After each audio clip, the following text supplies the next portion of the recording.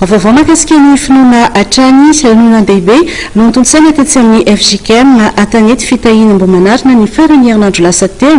Anisan'izany fanamariana ny 10 taona nitandremana ny pastera Andrinasolo Antaniaina atao amin'izany fiangonana izany. Aro avy hatrany ny fanadihadiana.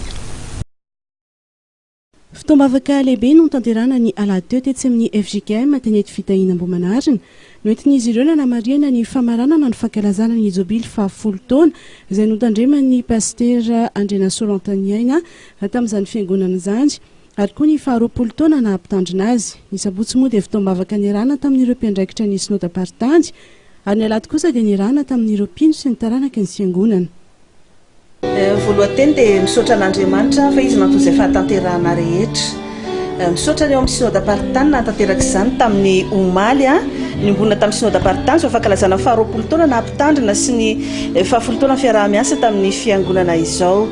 Ankasitrahana feno ny fiangonana manontolo tamin'ny FJKM Antanety fitahina dia ireo kristianina rehetra ny sampanasa ny fikambanana ny asa, ary teo indrindra ihany koa ireo braony fiangonana ny ezaka rehetra izay natao ary indrindra ny komite ny fankalazana dia tena isaorana ankasitrahana feno fa ireo komite ireo dia tena hoe nikelaina fatratra nanomboka tamin'ny fanomanana hatramin'izao fahatanterahana izao. Misaotra mankasitraka tsy voavalina dimy mianaka ny izay rehetra nataonareo fa Andriamanitra kosa manakarepahasoavana ameny fiadanana sy valipity tsara indrindra. Atao anatin'ny fankalazana moa dia isaorana ny tompo tanteraka soma tsara ny ongona tamin'ny Synodam Partandy, anio kosa dia nirahana tamin'ny fiangonana sy ny zanaka ampelezana ho voninahitr'Andriamanitra ireny rehetra ireny. Marina moa fa tao anatin'izany fiarahana mivavaka izany no nanoloran'ireo mpino amin'ny mpitandrina sy ny ankohonany marika fahatserovana izao jobily izao toy ny takela-patserovana. Dia misaotra an'Andriamanitra izay eto amin'ny fiangonana FJKM Antanety fitahina fa tanteraka soa tsara ny fankalazana ny 20 taona nampitarina sy ny 10 taona niara-miasa.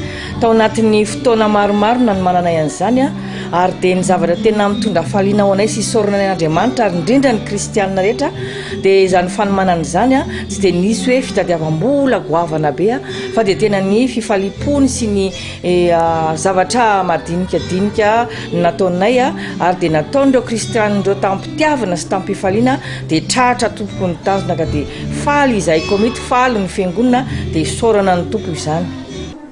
Ary noho ny ezaka izay kasaina hoentina antarana ny fiangonana dia nanolotra fitaovana mifandraika amin'izany ny mpitandrina sy ny ankohonany hoentina manohana ny ezaky ny fiangonana.